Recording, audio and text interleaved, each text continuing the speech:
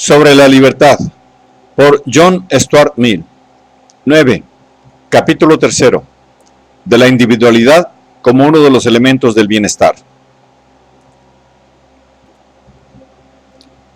Siendo tantas las razones que hacen imperativo que los seres humanos sean libres para formar opiniones y para expresarlas sin reserva, siendo tantas las funestas consecuencias que la naturaleza intelectual y por ende la naturaleza mental del hombre sufre cuando tal libertad no es concedida o afirmada a despecho de toda prohibición, permítasenos que examinemos ahora si estas mismas razones exigen que los hombres sean libres de conducirse en la vida según sus opiniones, sin que los demás se lo impidan física o moralmente, y siempre que sea a costa de su excesivo riesgo y peligro. Esta última condición es, naturalmente, indispensable.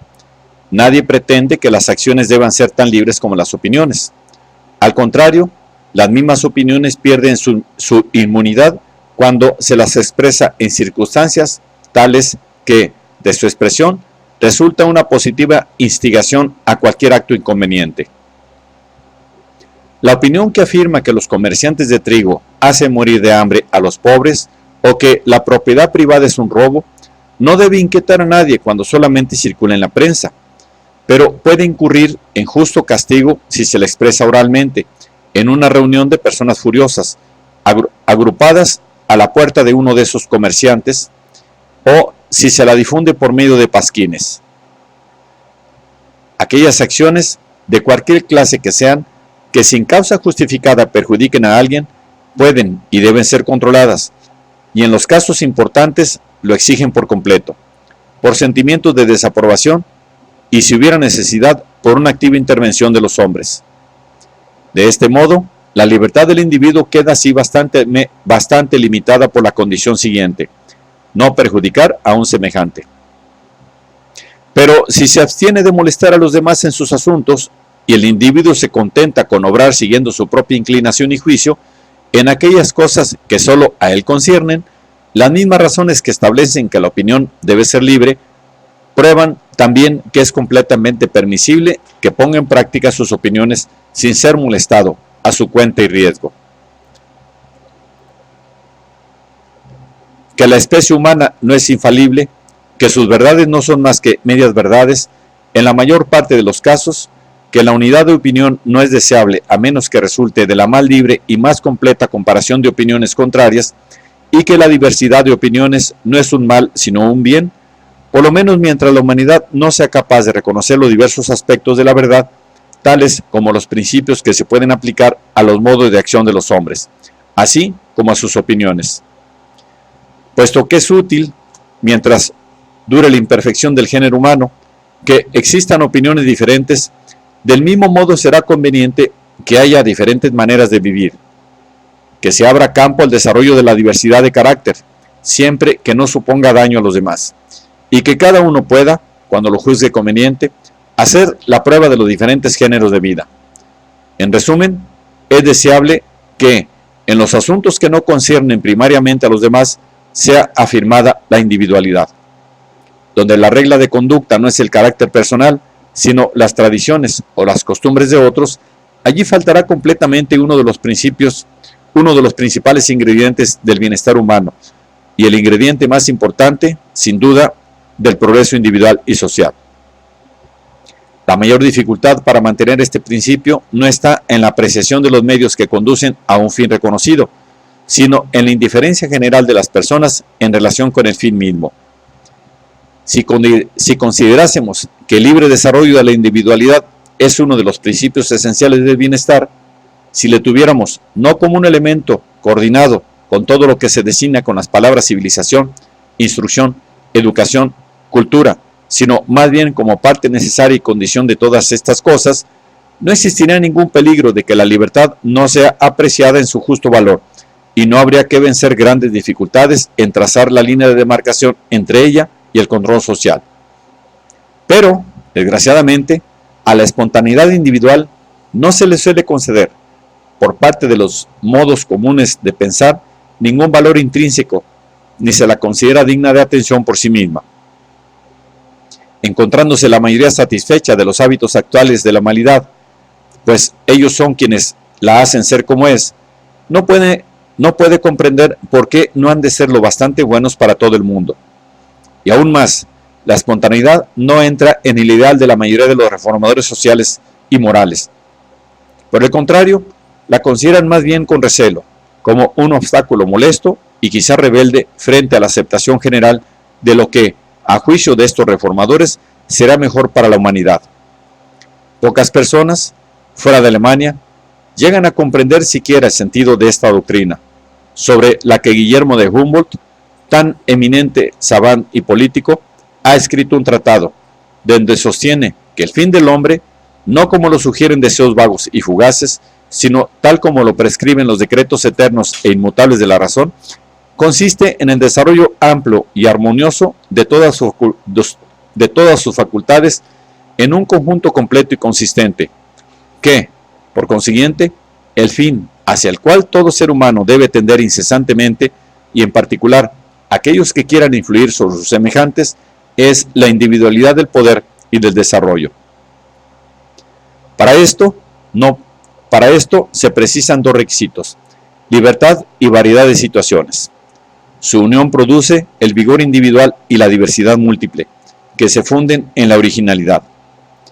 Sin embargo, por nueva y sorprendente que pueda parecer esta doctrina de Humboldt, que concede tan alto valor a la individualidad, la cuestión no es, después de todo, si bien lo pensamos, más que una cuestión de grado. Nadie supone que la perfección de la conducta humana consista en copiarse exactamente los unos a los otros, como nadie tampoco afirmaría que el juicio o el carácter particular de cada hombre debe entrar para nada en su manera de vivir y de cuidar sus intereses. Por otro lado, sería absurdo pretender que los hombres vivan como si nada hubiera existido en el mundo antes de su llegada a él, como si la experiencia no hubiera demostrado nunca que cierta manera de vivir o de conducirse resulta preferible a otra cualquiera. Y, del mismo modo, nadie discute que se deba educar e instruir a la juventud con vistas a hacerla aprovechar los resultados obtenidos por la experiencia humana. Pero el servirse de la experiencia e interpretarla es privilegio y condición propios del ser humano cuando ha llegado a la madurez de sus facultades. Él es quien descubre lo que hay de aplicable en la experiencia adquirida, a sus circunstancias y a su carácter.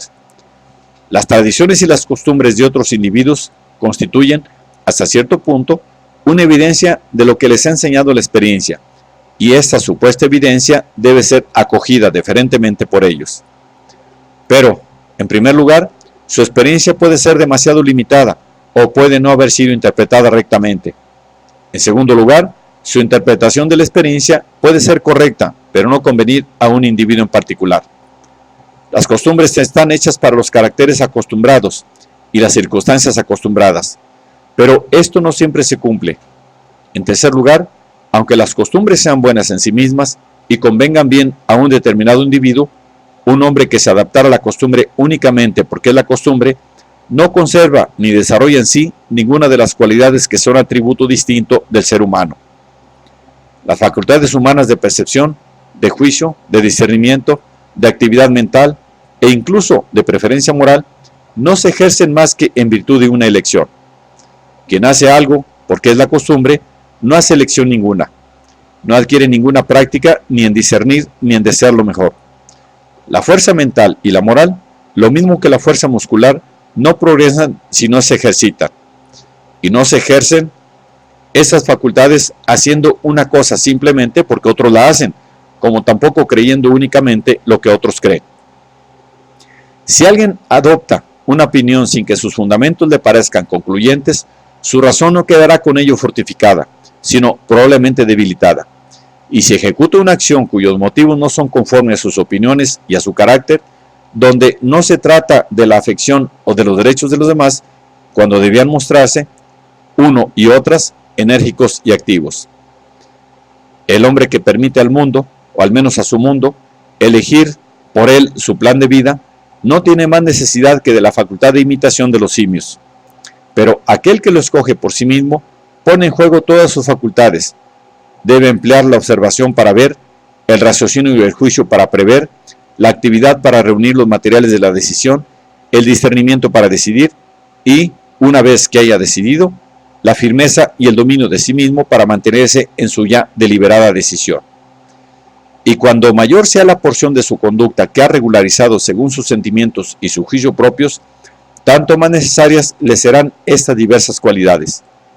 Es posible que pueda caminar por el buen sendero y preservarse de toda influencia perjudicial, sin hacer uso de esas cosas. Pero, ¿cuál será su valor comparativo como ser humano? Lo que verdaderamente importa no es lo que hagan los hombres, sino también la clase de hombres que son lo que verdaderamente importa no es lo que hagan los hombres, sino también la clase de hombres que son los que lo hacen. De las obras humanas, en cuya perfección y embellecimiento emplea rectamente el hombre su vida, la más importante es, seguramente, el hombre mismo. Suponiendo que fuera posible que se construyan casas, que se libren batallas, que se coseche trigo, que se juzguen causas, e incluso que se erijan iglesias y se digan plegarias por medio de maquinarias, por autómatas de forma humana, sería una sensible pérdida poner estos autómatas en el lugar de los hombres y mujeres que habitan las partes más civilizadas del globo, aunque estos últimos no sean, a buen seguro, más que tristes ejemplares de lo que la naturaleza puede producir y producirá un día. La naturaleza humana no es una máquina que se pueda construir según un modelo para hacer de modo exacto una obra ya diseñada. Es un árbol que quiere crecimiento y desarrollo en todos sus aspectos, siguiendo la tendencia de fuerzas interiores que hacen de él una cosa viva. Tal vez se conceda que, para los hombres, resulte deseable que cultiven su inteligencia y que vale más seguir a la costumbre de modo inteligente e inclusive alejarse de ella con talento, si hay ocasión, que seguirla ciega y maquinalmente. Se suele admitir, hasta un cierto punto, que nuestra inteligencia nos debe pertenecer, pero no se admite tan fácilmente que deba ocurrir lo mismo con nuestros deseos y con nuestros impulsos.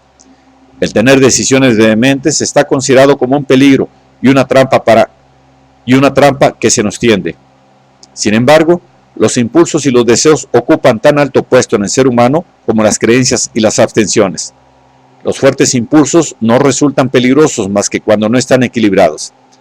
Es decir, cuando una serie de propósitos e inclinaciones se desarrollan fuertemente, mientras que otros que deberían coexistir con ellos quedan débiles o inactivos. Los hombres no obran mal porque sus deseos sean ardientes, sino por debilidad de conciencia.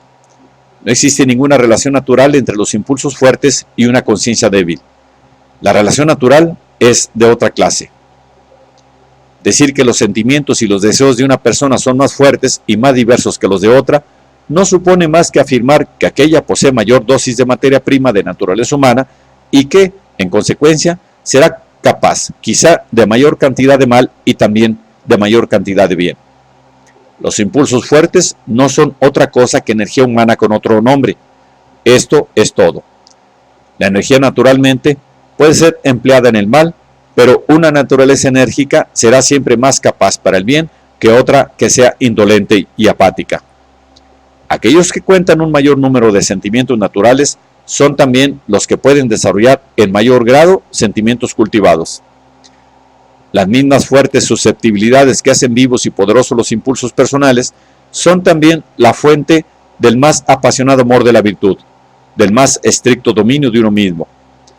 Cultivándolas, la sociedad cumple con su deber y protege sus intereses, no rechazando la manera con que se hacen los héroes. Se suele decir que una persona tiene carácter cuando sus deseos e impulsos le pertenecen en propiedad, cuando son la expresión de su propia naturaleza, tal como la ha desarrollado y modificado su propia cultura. Un ser humano que no tenga ni deseos ni impulsos no posee más carácter que una máquina de vapor. Si, por el contrario, un hombre con impulsos fuertes los mantiene bajo el control de una voluntad poderosa, ese hombre posee un carácter enérgico. Quien quiera que piense que no debe fomentarse la individualidad de deseos e impulsos, deberá sostener del mismo modo que la sociedad no tiene necesidad de naturalezas fuertes, que no es mejor por el hecho de contener en su seno un gran número de personas con carácter, y que no es deseable el que hombres de tipo medio posean gran cantidad de energía. En las sociedades primitivas, esas fuerzas no guardan quizá proporción con el poder que posee la sociedad para disciplinarlas y controlarlas. Hubo un tiempo en que el elemento de espontaneidad y de individualidad dominaba de un modo excesivo, teniendo que librar rudos combates el principio social.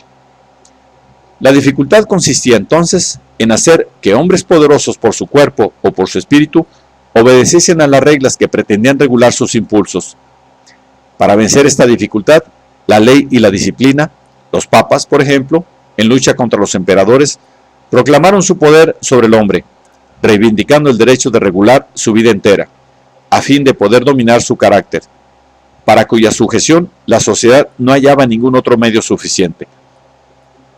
Pero la sociedad tiene ahora plena conciencia de la individualidad, y el peligro que amenaza a la naturaleza humana no es ya el exceso, sino la falta de impulsos y de preferencias personales. Han cambiado mucho las cosas, desde aquel tiempo en que las pasiones de los hombres poderosos, por su posición o por sus cualidades personales, se mantenían en estado de rebelión habitual contra las leyes y las ordenanzas, y tenían que ser rigurosamente encadenados, a fin de que todo lo que les rodeaba pudiera gozar de una partícula de seguridad. En nuestros días, todos los hombres, desde el primero hasta el último, viven bajo la mirada de una censura hostil y temible, no solo en lo que concierne a otros, sino también en lo que concierne a sí mismos. El individuo o la familia no se preguntan: ¿qué prefiero yo? ¿Qué convendría a mi carácter y a mis disposiciones? ¿Qué es lo que serviría mejor y daría más oportunidad a que se desarrollen nuestras facultades más elevadas? Pero si se preguntan: ¿qué es lo que conviene a mi situación? ¿O qué hacen generalmente las personas de mi posición y de mi fortuna?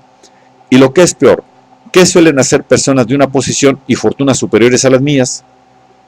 No pretendo decir con esto que prefieran la costumbre a lo que va de acuerdo con su inclinación personal. Lo que ocurre, en realidad, es que no conciben gusto por otra cosa que no sea lo acostumbrado. De esta forma, el espíritu humano se curva bajo el peso del yugo. Incluso en las cosas que los hombres hacen por puro placer, la conformidad con la costumbre es su primer pensamiento. Su elección recae siempre sobre las cosas que los hombres hacen por puro placer. La conformidad con la costumbre es su primer pensamiento. Su elección recae siempre sobre las cosas que se hacen siguiendo lo acostumbrado. Se evita, como si fuera un crimen, toda singularidad de gusto, cualquier originalidad de conducta, si bien, a fuerza de no seguir el dictamen de su natural modo de ser, no poseen ya ningún modo de ser que seguir. Sus humanas capacidades se resecan y agotan así. Quedan los hombres incapacitados para sentir ningún vivo deseo, ningún placer natural. No poseen ya generalmente ni opiniones ni deseos que les sean propios. Entonces, ¿puede esto pasar por una sana condición de las cosas humanas? Sí, siguiendo la teoría calvinista. Según esta teoría, la ofensa capital del hombre estriba en tener una voluntad independiente. Todo el bien de que la humanidad es capaz se haya comprendido en la obediencia. No cabe elección, no debe obrar de cierta manera, se debe obrar de una cierta manera y no de cualquier otra. Todo lo que no es deber es pecado. Por ser la naturaleza radicalmente corrompida, no existe redención para nadie, hasta que no se haya matado en sí mismo la naturaleza humana. Para cualquiera que sostenga semejante teoría de la vida, no supone ningún mal el reducir a nada todas las facultades, todas las capacidades, las predisposiciones humanas. El hombre no tiene necesidad de ninguna otra capacidad que la de abandonarse a la voluntad de Dios. Y si se sirviera de estas facultades para otro fin que el de cumplir esta voluntad supuesta, más le valiera no haberlas poseído jamás. Esa es la teoría del calvinismo, y muchas personas que no se consideran como calvinistas la profesan también, aunque de una manera más moderada. Su moderación consiste en dar una interpretación menos ascética a la supuesta voluntad divina. Se afirma también que Él quiere que los hombres satisfagan algunas de sus inclinaciones, pero no, naturalmente, de la manera preferida por ellos, sino de un modo obediente, es decir, de modo prescrito por la autoridad, el cual, por condición necesaria del caso, es el mismo para todos. Existe actualmente una fuerte tendencia hacia esta estrecha teoría de la vida y hacia ese tipo de carácter humano inflexible y mezquino que ella patrocina. Muchas personas creen sinceramente, sin duda, que los seres humanos, así torturados y reducidos a la talla de enanos, son tal como su hacedor se propuso que fueran. Del mismo modo que otros muchos han creído que los árboles son más bellos, podados en forma de bola o de animal, que en el estado que la naturaleza les dio. Pero si forma parte de la religión creer que el hombre ha sido creado por un ser bondadoso, estará más de acuerdo con la fe creer que él ha dado las facultades humanas para que sean cultivadas y desarrolladas, y no para que sean desarraigadas y destruidas. Es razonable imaginar que él se alegra siempre que sus criaturas dan un paso más hacia la concepción ideal que en ellas se contiene, siempre que desarrollen sus facultades de comprensión, de acción o de gozo. Ved aquí un tipo de perfección humana bien diferente del calvinista. En él se supone que la humanidad no ha recibido su naturaleza solo para renunciar a ella. La afirmación de sí mismo, característica de los paganos, es uno de los elementos humanos, tanto como lo es la negación de sí de los cristianos. Existe un ideal griego de desarrollo de la personalidad, al que se mezcla, sin reemplazarle, el ideal platónico y cristiano del dominio de uno mismo. Puede que sea mejor ser un John Knox que un Alcibiades, pero es mejor ser un Péneles antes que ser cualquiera de los otros dos. Y un Pericles que existiera en nuestro tiempo no podría serlo sin alguna de las buenas cualidades que pertenecieron a John Knox. Los seres humanos se convierten en noble y hermoso objeto de contemplación, no por el hecho de llevar a la uniformidad lo que de individual hay en ellos, sino cultivándolo y buscándolo, dentro siempre de los límites impuestos por los derechos y los intereses de los demás. Y como las obras participan de los caracteres de quienes las llevaron a cabo, por el mismo procedimiento, la vida humana se hace rica, diversa y animada, nutriendo con más abundancia los pensamientos altos y los elevados sentimientos, fortaleciendo los vínculos que unen a los individuos con la raza, haciendo que sea infinitamente más digna de que se pertenezca a ella. Cada persona, cuanto más desarrolla su individualidad, más valiosa se hace a sus propios ojos y, en consecuencia, más valiosa se hará a los ojos de los demás. Alcanza una mayor plenitud de vida en su existencia y, habiendo más vida en las unidades, más habrá en la masa, que al fin se compone de ella. No se puede prescindir de la comprensión necesaria para impedir que los más enérgicos modelos de la naturaleza humana lleguen a invadir el terreno de los derechos de otros. Pero para esto existe una gran compensación, aún desde el punto de vista del desenvolvimiento humano. Los medios de desenvolverse que pierde el individuo cuando se le impide satisfacer sus inclinaciones de modo perjudicial para otros, solo serían obtenidos a expensas de los demás hombres. Y él mismo encuentra en ello una compensación, pues los límites impuestos a su egoísmo facilitan un superior desenvolvimiento de la parte social de su naturaleza. Atenerse a las rígidas reglas de la justicia en beneficio de los demás desarrolla los sentimientos y las facultades que tienen por objeto el bien de los otros.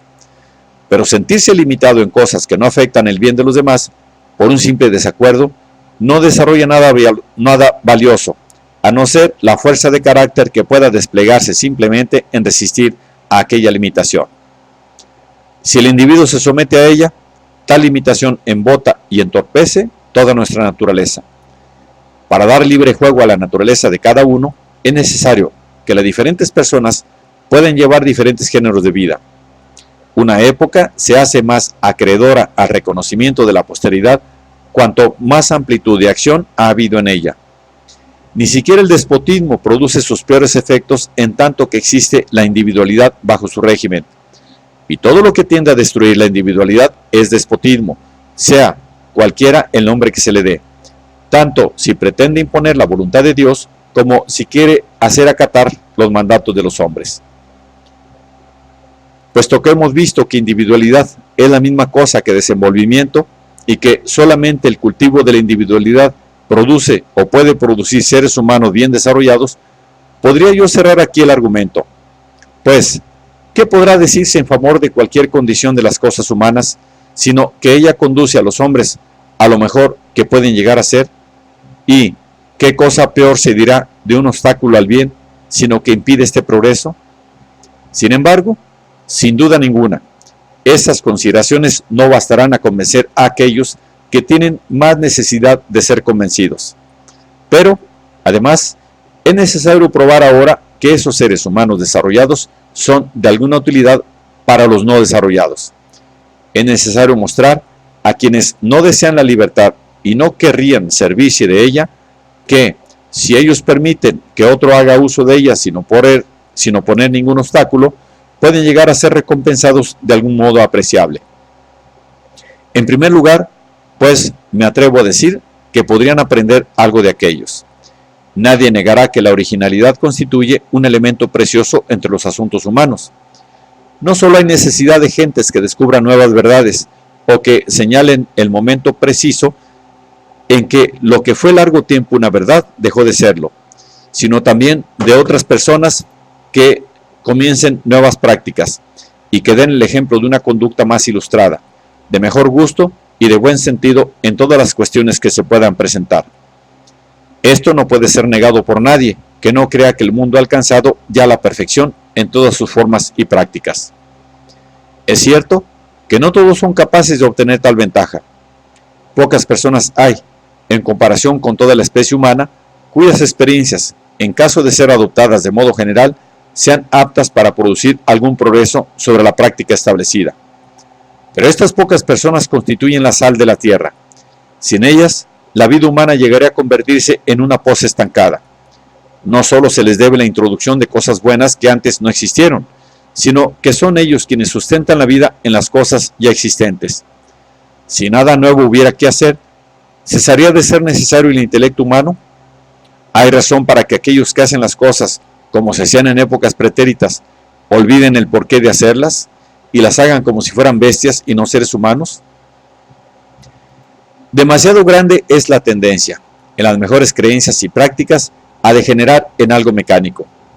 Y si no existiera una serie de personas cuya originalidad, siempre infatigable, impidiera que los fundamentos de esas creencias y prácticas se convirtiesen en algo meramente tradicional, una materia tan muerta no resistiría el más ligero choque de cualquier cosa que realmente viva. Y entonces no habría razón alguna para pensar que no se pudiera extinguir la civilización, como ocurrió en el Imperio Bizantino. En verdad, los hombres de genio están y estarán siempre en minoría, es lo más probable.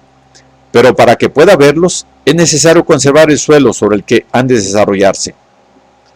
El genio no puede respirar libremente más que en una atmósfera de libertad. Los hombres de genio son ex termini más individuales que los que no lo son, menos capaces, por consiguiente, de adaptarse, sin padecer una comprensión perjudicial, a cualquiera de los moldes poco numerosos que la sociedad prepara para evitar a sus miembros el trabajo de formarse su propio carácter. Si los hombres de genio, por timidez, consienten en sufrir la opresión de uno de esos moldes y en constreñir bajo tal presión la expansión de alguna parte de sí mismos, no aprovechará la sociedad gran cosa de su genio. Si están dotados de una gran fuerza de carácter y rompen los lazos que les atan, convirtiéndose en el punto de mira de la sociedad, ella les dará solemnemente el nombre de bizarros, extravagantes o cosa semejante, por no haber podido reducirlos al lugar común. Esto es más o menos como si uno se quejara de ver que el Niágara no corre con tanta calma como un canal holandés. El que yo insista tanto sobre la importancia del genio y la necesidad de permitirle desarrollarse libremente en la teoría y en la práctica, a sabiendas de que nadie niega esto en teoría, es porque sé también que casi todos, en realidad, se sienten totalmente indiferentes ante esta cuestión. Los hombres consideran el genio como una gran cosa, si hace a un individuo capaz de escribir un poema inspirado o de pintar un cuadro. Pero casi todo el mundo considera que el genio, en el verdadero sentido de la palabra, es decir, la originalidad en el pensamiento y en las acciones, si bien es cosa de admirar, también es algo de lo que uno, en el fondo, puede muy bien prescindir. Desgraciadamente esto es demasiado corriente para que nadie se asombre de ello. La originalidad no está considerada como cosa útil entre los hombres, que no la poseen ni presumen su utilidad. Ellos no pueden ver lo que dicha originalidad puede hacer por ellos. Pero, ¿cómo podrían verlo? Si pudieran, la originalidad dejaría de ser tal. El primer servicio que la originalidad debe prestar a tales hombres es el de abrir sus ojos, pues una vez abiertos, ya podrán tener alguna oportunidad de llegar a ser también originales. Entre tanto, recordando que nunca se hizo nada sin que alguien haya sido el primero en hacerlo, que todas las cosas buenas que existen son los frutos de la originalidad, dejemos de ser lo suficientemente modestos para creer que ella tiene todavía algún cometido que cumplir, y asegurémosle que tanto más necesario les es la originalidad, cuanto menos consciente son de su falta. A decir verdad, sea cual fuere el homenaje que se pretenda, o que se tribute incluso a una superioridad mental supuesta o verdadera, la tendencia general de las cosas en el mundo es hacer de la mediocridad la potencia dominante entre los humanos. En la antigüedad, en la Edad Media y, en grado menor, durante la larga transición del feudalismo a los tiempos presentes, el individuo representaba por sí mismo una potencia, y si poseía un gran talento o una posición social elevada, esta potencia llegaba a ser considerable. Hoy, los individuos se hallan perdidos entre la muchedumbre. En política resulta casi una trivialidad decir que la opinión pública es la que gobierna el mundo. El único poder que merece este nombre es el de las masas, o el de los gobiernos, que se hacen órgano de las tendencias e instintos de las masas. Esto resulta tan verdadero para las relaciones morales y sociales de la vida privada como para las transacciones públicas. Esas opiniones que se acostumbra a llamar opinión pública no siempre constituyen la opinión de una misma clase de público. En América está compuesta por toda la población blanca. En Inglaterra lo está simplemente por la clase media. Pero siempre por una masa, es decir, una mediocridad colectiva. Y lo que constituye todavía una mayor novedad es que actualmente las masas no reciben sus opiniones de los dignatarios de la Iglesia o del Estado, ni de algún jefe notable, ni de ningún libro. Su opinión proviene de hombres que están más o menos a su altura, que por medio de periódicos se dirigen a ellas y hablan en su nombre acerca de la cuestión del momento. No es que me queje de que esto suceda. Tampoco afirmo que haya algo mejor que sea compatible, como regla general, con el bajo nivel actual de la mente humana. Pero ello no impide que el gobierno de la mediocridad sea un gobierno mediocre. Nunca llegó el gobierno de una democracia o el de una aristocracia numerosa a elevarse por encima de la mediocridad, ni por sus actos políticos, ni por sus opiniones, cualidades o tono mental que fomentase, excepto allí donde el soberano muchos se dejó guiar, como siempre lo ha hecho en los tiempos mejores, por los consejos y la influencia de pocos o de uno mejor dotado y más instruido. La iniciación a todas las cosas prudentes y nobles viene y debe venir de los individuos, procediendo generalmente al principio de un individuo aislado. El honor y la gloria del hombre corriente consisten en poder seguir esta iniciativa, en tener el sentido de lo que es prudente y noble, y en dirigirse a ello con los ojos abiertos. Yo no recomiendo aquí esa clase de culto del héroe, que aplaude a un hombre de genio poderoso porque tomó a la fuerza el gobierno del mundo, sometiéndole, aún a pesar suyo, a sus mandatos. A lo más que debiera aspirar un hombre así es a la libertad de mostrar el camino. El poder de forzar a los demás a seguirle no solo es incompatible con la libertad y el desenvolvimiento de todo lo demás, sino que corrompe al mismo hombre fuerte. Parece, sin embargo, que cuando las opiniones de masas compuestas únicamente de hombres de tipo medio llegan a ser dominantes, el contrapeso y el correctivo de sus tendencias habrá de ser la individualidad más y más acentuada de los pensadores más eminentes. Es, sobre todo, en circunstancias semejantes, cuando los individuos de excepción, en vez de ser cohibidos, deberían ser instigados a obrar de modo diferente de la masa. Antiguamente esto no suponía ninguna ventaja, a no ser que obraran de modo diferente y de modo mejor también. Ahora, el simple ejemplo de no conformidad, la simple negación a arrodillarse ante la costumbre, constituye en sí un servicio. Precisamente porque la tiranía de la opinión considera como un crimen toda excentricidad, es deseable que, para poder derribar esa tiranía, haya hombres que sean excéntricos. La excentricidad y la fuerza de carácter marchan a la par, pues la cantidad de excentricidad que una sociedad contiene está en proporción a su cantidad de genio, de vigor intelectual y de coraje moral. El principal peligro actual estriba en el poco valor a ser excéntricos que muestran los hombres. Ya he dicho que es importante dar el más libre impulso posible a las cosas desusadas, a fin de que se pueda comprobar a su debido tiempo cuáles de ellas merecen convertirse en costumbres. Pero la independencia de acción y el menosprecio de la costumbre no solo han de ser alentadas porque ofrezcan la oportunidad de crear mejores modos de obrar y costumbres más dignas de la adopción general. Asimismo, tampoco las personas de notoria superioridad intelectual son las únicas que poseen el derecho a conducir su vida por el camino que les plazca. No hay razón ninguna para que todas las existencias humanas deban estar cortadas por un solo patrón o sobre un pequeño número de patrones.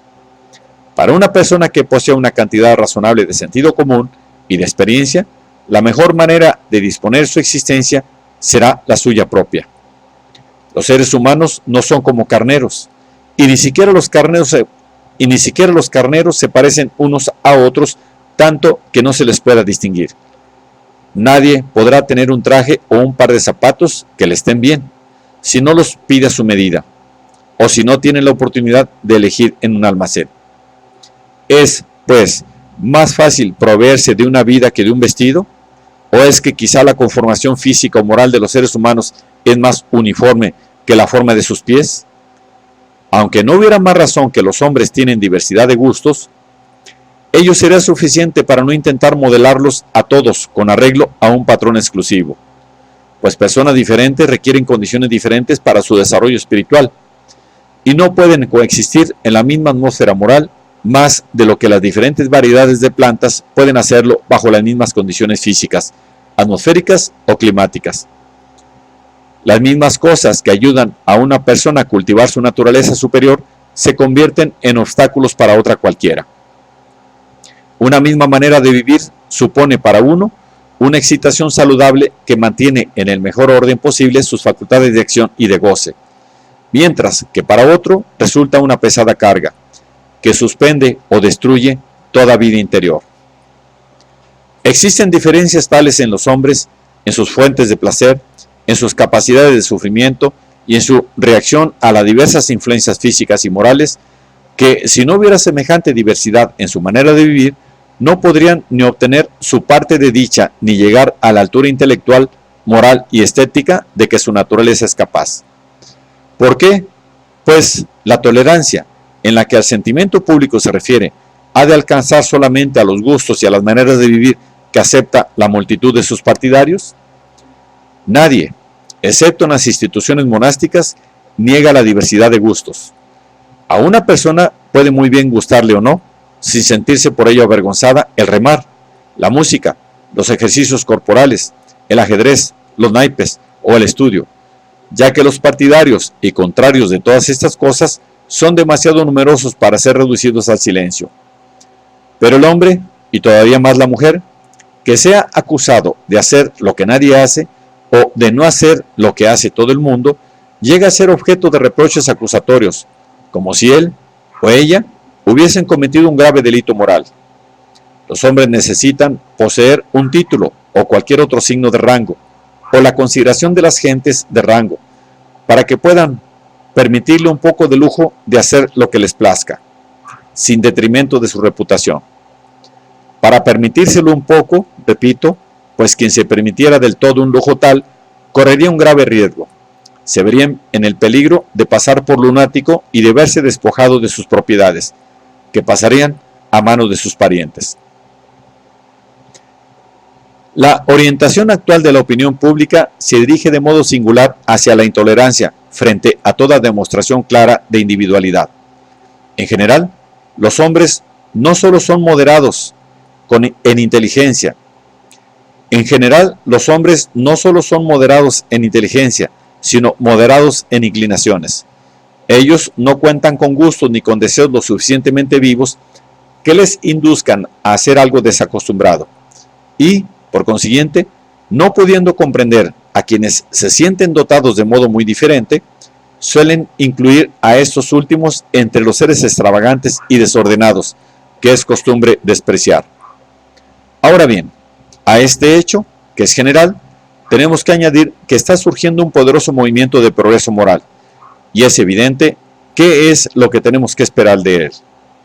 Se ha hecho mucho, en efecto, por afirmar la regularidad de la conducta y por la limitación de los excesos, y existe un extendido espíritu filantrópico para el ejercicio del cual no hay campo más atractivo que el mejoramiento moral y prudencial de nuestros semejantes. El efecto de estas tendencias actuales es el siguiente: el común de las gentes se halla más dispuesto que en periodos anteriores a prescribir reglas generales de conducta y a tratar de hacer que cada cual se adapte a la norma aprobada. Pero esta norma, se reconozca o no, lleva en su entraña la negación absoluta de cualquier deseo vehemente. Su ideal de carácter consiste en no poseer ningún carácter señalado, en mutilar, por medio de una comprensión, como el pie de una china, cualquier parte de la naturaleza humana que sobresalga y tienda a ser a una persona, completamente diferente, al menos en el exterior, del común de la humanidad. Como es corriente que ocurra con los ideales que excluyen una mitad de lo que es deseable, el tipo actual de aprobación no produce más que una imitación inferior de la otra mitad. En vez de grandes energías guiadas por una razón vigorosa y en vez de sentimientos poderosos firmemente dominados por una voluntad consciente, no tenemos como resultado más que energías débiles y sentimientos débiles, que, en consecuencia, pueden conformarse con la regla, al menos exteriormente, sin necesidad de un gran esfuerzo de voluntad o de razón. Ya los caracteres enérgicos se han convertido en algo que pertenece a la tradición, al menos en una gran escala. En el momento presente, en nuestro país, la energía solo se ejerce en los negocios. La desarrollada en ellos todavía puede considerarse como considerable. Después, lo poco que queda de ella se emplea en cualquier manía, que puede ser una manía útil e incluso filantrópica, pero que siempre se trata de algo aislado y generalmente de poca importancia. La grandeza de Inglaterra es ahora colectiva. Aunque pequeños individualmente, parecemos todavía capaces de algo grande, gracias a nuestros hábitos de asociación. Y con esto, nuestros filántropos morales y religiosos se quedan por completo satisfechos.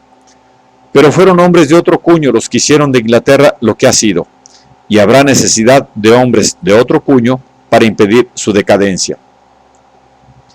El despotismo de la costumbre se muestra por todas partes como un perpetuo obstáculo que se opone al avance humano, porque libra una incesante lucha con la inclinación a aspirar a algo más que a lo acostumbrado.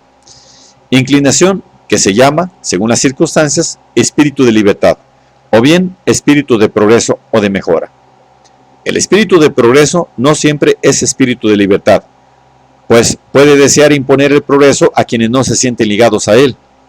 Y el espíritu de libertad, cuando se resiste a esos esfuerzos, puede aliarse local y temporalmente con los adversarios del progreso. Pero la única fuente infalible y permanente del progreso es la libertad, pues gracias a ella puede contar el progreso con tantos centros independientes como individuos existan. Sin embargo, el principio progresivo, ora se le considere como amor de la libertad, ora como amor de las mejoras útiles, es siempre enemigo del imperio de la costumbre, pues, al menos aquel, implica la liberación del yugo de esta. Y la lucha entre esas dos fuerzas constituye el interés principal en la historia de la humanidad. La mayor parte de los países del mundo carecen de historia, propiamente hablando, porque el despotismo de la costumbre es completo. Tal es el caso de todo el Oriente. La costumbre es ahí el árbitro soberano de todas las cuestiones. Justicia y derecho significan ahí conformidad con la costumbre. Nadie, jamás, excepto algún tirano intoxicado de poder, ha soñado con resistir el argumento de la costumbre. Pero veamos ahora el resultado. Esas naciones debieron de tener originalidad en otros tiempos, pues no han salido de la tierra ya populosas, letradas y profundamente versadas en ciertas artes de la vida. Todo esto se lo hicieron ellas mismas y fueron, en un tiempo, las mayores y más poderosas naciones de la tierra. ¿Qué son ahora? Súbditos o vasallos de tribus, cuyos antecesores erraban por los bosques, mientras que los de los suyos tenían magníficos palacios y templos espléndidos, pero sobre los cuales la costumbre no reinaba más que a medias con la libertad y con el progreso. A lo que parece, un pueblo puede mantenerse en estado progresivo durante un cierto tiempo y detenerse después. ¿Cuándo se detiene? Cuando cesa de poseer individualidad. Si un cambio semejante llegara a afectar a las naciones de Europa, no se efectuaría del mismo modo. El despotismo de la costumbre que amenaza a estas naciones no consiste precisamente en el estacionamiento. Prohíbe la singularidad, pero no pone obstáculo a posibles cambios, con tal de que todo cambie a la vez. Hemos acabado con las costumbres fijas de nuestros antecesores. Cada cual se viste ahora igual que todos los demás, pero la moda puede cambiar 1 o 2 veces por año. Así que nos preocupamos de que cuando haya un cambio se produzca por amor al cambio y no por ninguna idea de belleza o de conveniencia, pues la misma idea de belleza o conveniencia no atraería a todo el mundo en el mismo momento, ni tampoco será abandonada por todos en un cierto momento. Pero nosotros somos por igual progresivos y variables. Inventamos continuamente cosas nuevas en mecánica y las conservamos hasta que son reemplazadas por otras mejores. Estamos prontos a aceptar mejoras en la política, en la educación e incluso en las costumbres, si bien en este último caso nuestra idea de mejora consista sobre todo en hacer a los demás, por fuerza o de grado, tan buenos como nosotros mismos. No nos oponemos al progreso, al contrario, nos vanagloriamos de ser los hombres más progresivos que existieron jamás. Pero batallamos contra la individualidad. Creeríamos haber hecho maravillas si todos nos hiciéramos semejantes los unos a los otros, olvidando que la desemejanza de una persona respecto a otra es la primera cosa que llama la atención, ya por la imperfección de uno de los tipos y la superioridad del otro, ya por la posibilidad de producir algo mejor que cada uno de ellos al combinar las ventajas de los dos. Tenemos un aleccionador ejemplo en China, nación muy ingeniosa y en algunos aspectos dotada de mucha sabiduría, que debe a la buena fortuna de haber tenido desde muy antiguo una serie de costumbres particularmente buenas, obra, hasta cierto punto, de hombres a quienes el ilustrado europeo debe reconocer, salvo algunas excepciones como sabios y filósofos. Estas costumbres son notables, además por la excelente forma de imprimir, en lo posible, sus mejores preceptos en todos los espíritus de la comunidad, así como por establecer que los que se hallen mejor penetrados de ellos son los que tienen que ocupar los puestos de honor y poder. Podría pensarse que un pueblo que tal hizo ha descubierto el secreto de la perfección humana y debemos creer que marcha soberanamente a la cabeza del progreso universal. Pues bien, no. Los chinos se han estacionado. Son desde hace miles de años tal como los vemos. Y si están destinados a cualquier mejora, solo de afuera les llegará. Han tenido éxito, más del que cabía esperar, en lo que los filántropos ingleses se preocupan tan activamente, en hacer a todo el mundo semejante, de modo que cada uno conduzca sus pensamientos y su conducta con las mismas máximas y reglas. Y he aquí los frutos obtenidos. El régimen moderno de la opinión pública es, en forma inorganizada, lo que son los sistemas chinos de educación y de política, de modo organizado. Y a menos que la individualidad, amenazada con este yugo, pueda reivindicarse con éxito, Europa, a pesar de sus nobles antecedentes y el cristianismo que profesa, llegará a ser otra China. Y hasta el presente, ¿qué es lo que ha preservado a Europa de esta suerte? ¿Qué es lo que ha hecho de la familia de naciones europeas una porción progresiva y no estacionaria de la humanidad? No es su perfección superior, que cuando existe, existe a título de efecto y no de causa, sino su notable diversidad de carácter de cultura. En Europa, los individuos, las clases, las naciones han sido extremadamente desemejantes. Se han procurado una gran variedad de caminos conducentes, cada uno de ellos a metas valiosas. Y aunque en cada época aquellos que seguían los diferentes caminos se hayan mostrado intolerantes los unos con los otros, y hayan considerado como una cosa excelente el poder seguir cada uno su propia ruta, obligando a seguirla también a los demás, sin embargo, a pesar de sus recíprocos esfuerzos por impedir el respectivo desarrollo, rara vez han tenido éxito permanente, y todos, cada uno a su vez, se han visto obligados a admitir el bien que aportaban los demás. En mi opinión, únicamente a esta pluralidad de vías debe Europa su desarrollo progresivo y variado, pero ya comienza a poseer esta ventaja en un grado mucho menos considerable. Decididamente camina hacia el mismo ideal chino de hacer a todo el mundo semejante. Monsieur de Tocqueville, en su última e importante obra, hace notar que los franceses de la generación actual se parecen más entre sí que los de la anterior. Lo mismo se podría decir de los ingleses, con mayor razón todavía. En un pasaje ya citado, Guillermo de Humboldt menciona dos cosas que considera como condiciones necesarias para el desenvolvimiento humano, puesto que son también necesarias para conseguir que los hombres sean diversos. Estas dos cosas son la libertad y la variedad de situaciones. La segunda de esas dos condiciones va perdiéndose cada vez más en Inglaterra. Las circunstancias que rodean a las diferentes clases e individuos y que forman su carácter se hacen cada día más parecidas. En otro tiempo, los rangos diversos, las vecindades diferentes, los diferentes oficios y profesiones vivían en mundos que podríamos llamar diferentes. Actualmente todos viven, en cierto modo, en un mismo mundo. Ahora, de un modo relativo, claro está, todos ven, leen, escuchan las mismas cosas y van también a los mismos lugares. Tienen sus esperanzas y temores dirigidos a los mismos objetivos. Tienen los mismos derechos, las mismas libertades y los mismos medios de reivindicarlos. Por grandes que sean las diferencias de posición que todavía persistan, no son nada en comparación con las que han desaparecido. Y la asimilación continúa. Todos los cambios políticos del siglo la favorecen, puesto que todos tienden a elevar las clases bajas y a humillar las altas.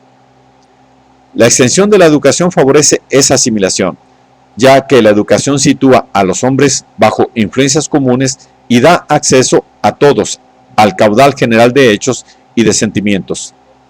Del mismo modo, es favorecida por el progreso de los medios de comunicación al poner en contacto personal a los habitantes de lugares alejados, y también por el incremento del comercio y las manufacturas, al extender las ventajas de las circunstancias favorables y al colocar ante todos por igual los mayores objetos de la ambición, incluso los más elevados. De aquí que el deseo de elevarse deje de ser característico de una clase determinada y se convierta en objetivo de todas las clases sociales. Pero una influencia más poderosa que todas estas, para producir una similitud general entre todos los hombres, es el establecimiento completo de este país o en otros países libres del ascendiente de la opinión pública en el Estado. A medida que se van nivelando las diversas prerrogativas sociales que permitían a las personas atrincheradas en ellas despreciar la opinión de la multitud, a medida que la idea misma de resistir a la voluntad del público, cuando se sabe positivamente que esa voluntad existe, desaparece más y más del espíritu de las mentes de los políticos prácticos, del mismo modo va dejando de existir todo soporte para la no conformidad, todo poder sustantivo en la sociedad que, opuesto al ascendiente de la mayoría, se haya interesado en tomar bajo su protección las opiniones y las tendencias contrarias a las del público. La combinación de todas esas causas forma una masa tan grande de influencias hostiles a la individualidad que no se puede ya adivinar cómo será capaz de defender su terreno.